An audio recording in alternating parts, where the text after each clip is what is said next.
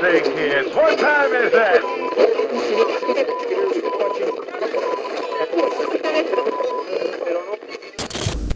Hey, Keith here from GeekTime TV again with another episode of the GeekTime TV Vault. This one is not actually from Pizza Pop Culture. It's from one of our first audio podcasts as GeekTime. We called it GeekTime Radio, and we had a segment that our colleague Alan Spaulding came up with called Spin the Wheel, where we'd spin the wheel and land on a year, and then we would do, whatever came off the top of our heads that we remembered about that year. Of course, some of us had a computer handy and did a little cheating, but for the most part, we kind of winged it, and it's pretty interesting what came out. I really like this segment. Hope you do too.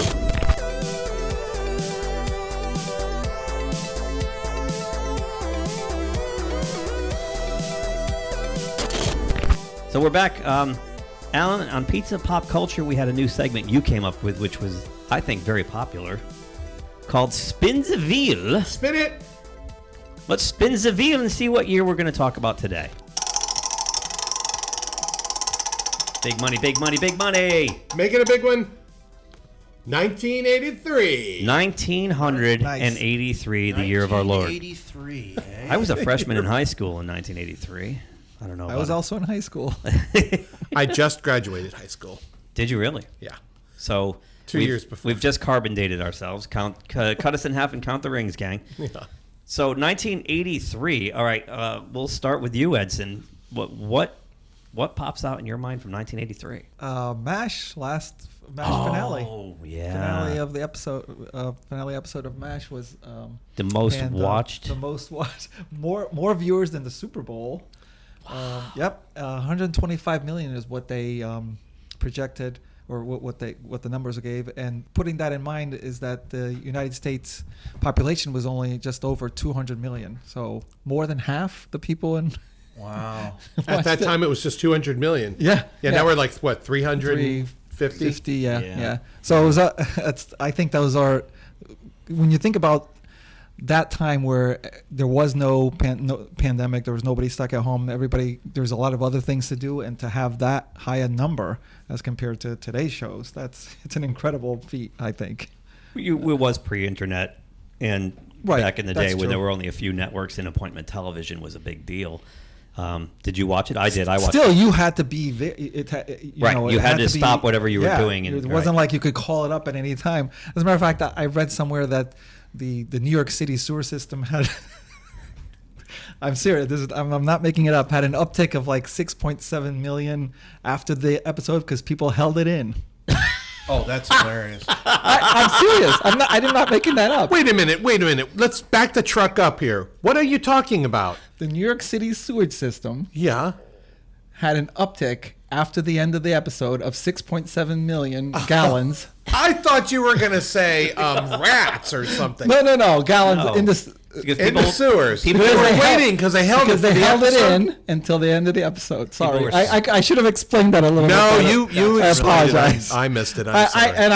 I wish I could say that was my comedic talent, but I don't have comedic talent. That's that was funny. Was reported. That's amazing. Pete, 1983. What about you? Wait, can I ask Edson a question? Yeah. Since you brought up MASH, do you remember what the final image in MASH was in that episode, and what the significance of it was? No, I don't. So the final image. Did you cry when you saw it? I definitely. You're talking about the explosion. Me and my mom were crying. I'm trying to remember if that was the explosion of the. Oh no. No. Go on. No. So the final image in MASH is Hawkeye's. Hawkeye is leaving in the chopper. Right. And BJ is leaving on his little motorcycle. And that's when Hawkeye rises up and he sees that BJ has put goodbye in stones. On rocks. On he spelled rocks. it out with rocks. And rocks. And the significant is that, the whole, BJ was like, he never wanted to say goodbye. So he says goodbye. And you remember he rides off like a crazy man on that bike. I thought he was going to wipe out. Yeah, and when that's right. When Alan Alda sees that and they start playing the Suicide is Painless for the last time. Yeah. I'm getting goosebumps right now. Yeah. Now it just it was very, very emotional, especially at the time. Back then, as we all know, because we're all of a certain age demographic, this stuff stuck with us. You look at stuff today, it's so disposable. I barely remember anything about Avengers Endgame 2 years ago. Right. But I can remember that MASH finale like it was yesterday. Yeah, because it was an event. It was something. An event. You talked about it. You rehearsed it afterwards. With your friends, and yeah, you don't have the water cooler thing anymore. To me. Yeah, That's true. I didn't mean to interrupt you, Pete. Yeah, Sorry. Pete, not at all. 1983. Okay, 1983. I'll tease you with May 25th, 1983.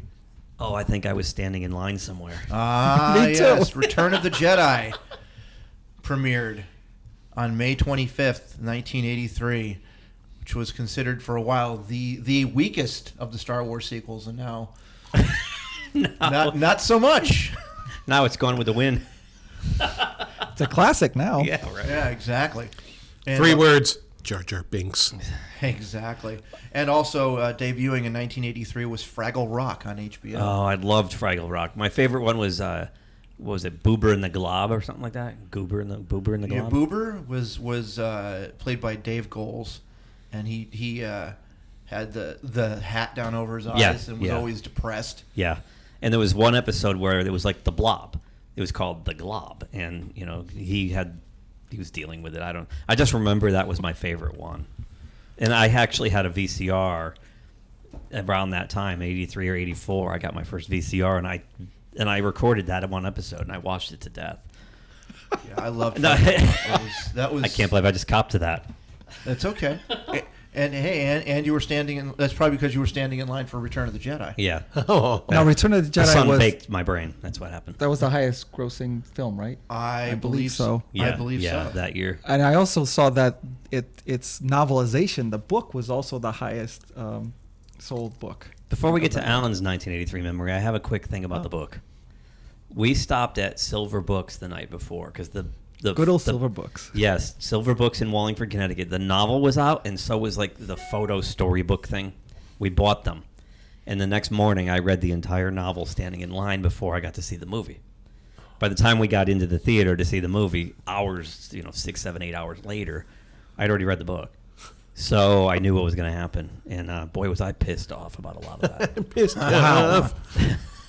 Alan, 1983. What? Okay, so can I do a little pop quiz? And I love what you bring to the table. You're going to bring some cool facts. I'm going to bring. factoids. Thank Yeah. you. I'm going to bring some factoids. I don't know this shit by heart, but I looked it up. Okay, so here's some questions. Pop quiz, everybody. In 1983, I'll give you some facts. Average cost of a new house? Oh, I'd say 60,000. $82,000. All right. They would, let's see, but the average house price, average cost of a new house was $82,000. Monthly rent was $335 a month. Oh my God. How much was milk in 1983? 2% milk. 79 cents. $1.35 a gallon. okay. Oh, okay. Kraft singles cheese was $1.49 for 12. Men's leather shoes was $40. A Dodge Ram 50 truck cost $5,665. Oh my God! Are you kidding me? Now they're 56,000. A Volkswagen Rabbit, $69.94, and a Ford Mustang, brand new, 12. $6,500. Oh my God. That you could buy a Timex Sinclair. Do you remember the Timex Sinclair? Yeah, color I had computer? one. Very popular. How much, Pete? I remember that the 4K of memory cost like $150. It was $179 for the computer. Wow. 100, how much? 79? $179. Some other cool things that happened. The world's population was at 4.72 billion. That's when China reached 1 billion. There was an earthquake in New York, 5.2 on the Richter scale. New York, really? Yeah. The first mobile phones from Motorola came out in 1983. Margaret Thatcher, that's when she won the general elections in the UK for the first time. And Sally Ride was the first American woman in space. Wow. So All this is happening in 1983. all that in 1983. Now, when I look down the list of films, National Lampoon's Vacation came out. That's a good one. And I'm looking to see if there's anything The on Year here. of the Bonds. It was 2 James Bonds. You had Octopussy. Octopussy with Roger Moore and Sean Connery as he returned as James Bond. in the Kevin McClatchy remake of Thunderball, which is a really interesting story how Kevin McClatchy was working with Ian Fleming to do a screen version of Thunderball way back before Broccoli even bought the rights to do the movies. Never Say Never Again? That one. Yes, Never Say Never Again is a remake of Thunderball, and McClatchy ended up winning because I guess a lot of what ended up in Thunderball were all his ideas. Like, he came up with the idea for Spectre, he came up with the idea for Blofeld, and so he won the lawsuit, and he eventually got the movie made in 1983, directed by Irvin Kershner, Empire Strikes Back. No kidding. But that's a really interesting legal battle that went on between the two of them. And Roger Moore was actually supposed to be replaced at that time. His contract was up after Moonraker, and they were going to bring in somebody new. In fact, they're going to bring in James Brolin. And then when they found out that Never Say Never Again was being produced, they said, probably a bad idea to introduce a brand new Bond to go against the original guy. So let's just keep Roger, and they signed Roger to a 2-picture deal. And he did Octopussy and A View to a Kill. So there's your little Bond trivia for the day. Thank you. Very knowledgeable. Nifty. But I'm partial to I've loved these movies. I just didn't remember that they came out in 1983. Tootsie. Oh, yeah, Tootsie, yeah. War Games. I love War Games. Got it on Blu-ray. And Staying Alive. Yeah, well, okay. What about Mr. Mom? Was Mr. Mom 83? Was Mr. Mom 83? I know Superman 3 was 1983. Yeah, so was Jaws 3. We had two third movies in franchises that were total face plants. Yeah. Although Superman 3 is at least watchable. Jaws 3. I just did an episode. That's why it's not on this list, because this is popular films. Right. Sorry. I did an episode of Pine of Comics last week where we did Jaws 3. And it's quite a listen. And the unique thing about Jaws 3, though, was Jaws 3D. It actually came out in the old red and blue 3D process. Ooh. And when you watch, I got the Blu-ray of Jaws 3, and it looks horrible. When you try to watch it, because for whatever reason, when they did the stereoscopic process, the registration doesn't quite line up on the edges. So everything in the center of the screen is in perfect focus, but as it goes toward the edges, it's almost like a vignette. And it starts to, when you look at 3D without the glasses, it starts to look like that. You get this ghosting and this weird, vignetting and rainbowing, and it's just awful. It looks terrible. It's like all the edges are ringing, and even in, high def, it looks just awful. Yeah, and then the shark, oh my God. It's just such a bad movie. But at least they tried something different. It wasn't just another shark showing up in Amity. Right. Okay. We had to do what did you like about this, and there were only two things that popped into my head. One was that at least they tried something different. And the other was I liked there's a scene where they have a baby great white in captivity, and it dies. And the scene where it dies is actually well done, because the acting in that movie is dog shit otherwise. But that one scene actually had an emotional impact. But yeah, it's bad. How about sports? What went on in sports in 1983? They had the strike-shortened NFL season. Right. It was 9 games, and then Washington wound up. Well, the Washington football team. Wound up winning its first Super Bowl as a result. Hopefully, maybe they got benefit from the strike-shortened season, beating the Miami Dolphins. Oh, Pittsburgh Penguins. I read something about where they drafted Mario Lemieux. I'm not saying they tanked, but they did wind up in last, and then wound up with the first pick. And turned into Mario Lemieux, who's one of the best players of all time. Yeah, changed their fortune completely. Yep. I immediately scoured my brain for important facts from sports in 1983, and came up with nothing. So I had to look some shit up. Wow. January 3rd, one of my favorite football players, and I am not a sports person, but one of my favorite football players, Tony Dorsett. I love Tony Dorsett. A Pittsburgh product. He set a Dallas Cowboy player. He set a world record. Do you remember? Longest run from scrimmage for 99 yards on Monday Night Football for a touchdown. I saw that. Yeah, I remember that game. Yep. When they drafted Tony Dorsett, I was really upset because as a Steelers fan, and he was from Pittsburgh, I wanted him to be a Steeler, but the Steelers were awesome. They won the Super Bowl. They had the last pick. Right. So you knew he was going somewhere else. And to go to the Cowboys of all. So I had this bittersweet love Tony Dorsett, hate the Cowboys thing going on for his whole career. Who won the World Series that year? I remember it was Baltimore and Philadelphia that played. Baltimore. Yeah, Baltimore beat. Okay, yeah. 4-1 over the Philadelphia Phillies. I get a lot of the early '80s World Series all jumbled around in my head. How did you remember that, Edson? So, He loves baseball. I was probably pouring through a lot of stuff, so I probably ran across it. But I thought I read something about like there was one of those World Series that there was no air travel involved because really? they're so close. Oh, right. That makes sense. I was like, why was there COVID? Well, you might be thinking about Philadelphia because Philadelphia won in another. Yeah, they won in '81, I believe. No, but they won NBA, right? The 76ers. 76ers, Dr. yep, J, yep. right. Wow, that was a good year for Philadelphia. Yeah. It's weird how that seems to happen. Right now, Tampa Bay won the Stanley Cup this year, and now the Tampa Bay Rays might be in the World Series, right? So it's weird how you see like Boston went through a whole decade of that with the Patriots and the Red Sox and the Bruins all winning. The Celtics even won one in there. This whole year is weird. This whole 2020 is weird. I mean, who would have thunk? It is? Yeah. Who would have thunk that Tom Brady wouldn't be with the Patriots? Oh, that is right. And in this year of all years, it's just like so weird. Right, and there's Tampa Bay again. Like he has a chance to bring Tampa Bay to the playoffs in football now, where they haven't been in ages. So now you might have the Tampa Bay Rays, the Tampa Bay Lightning, and the Tampa Bay Buccaneers all having great years. When before all three of those teams haven't been very terrible. good. The Lightning's been good for a while, but the city must have said, hey, take your pick. You can have any house on any property you want. yeah, Just right. Bring us to the Super Bowl. It's just crazy. Pete, what else happened in 1983? Microsoft Word was first released. Oh. And how many viruses came with it? No, Microsoft. Oh, those were extra. You had to pay extra. Oh, I see. Those were planned, yeah. It's not a bug. It's a feature. Exactly.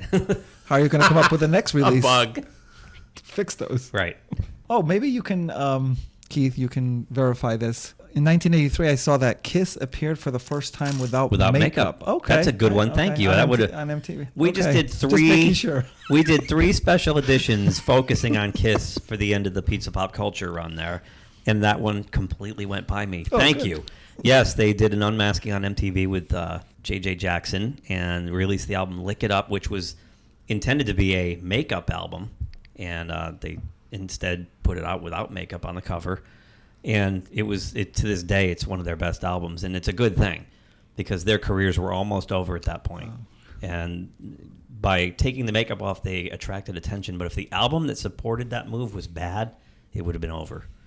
They were in dire straits in 1983. Speaking of dire straits.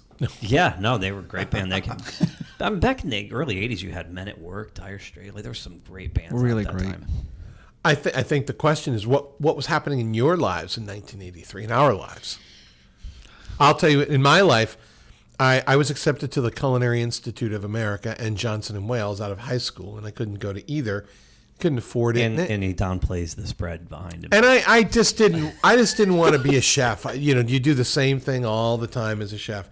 So I went back and forth to a couple of different schools and colleges and stuff, and then I tried my hand at full-time college, and in 1983. It was a dismal failure. 1983, my father died. Oh, my God. So 1983 is like a 2020 for me. We didn't pick it. It just kind of landed on that. I know, but you know what I mean. Stupid dumb old wheel. Stupid wheel. How about you? Stupid wheel.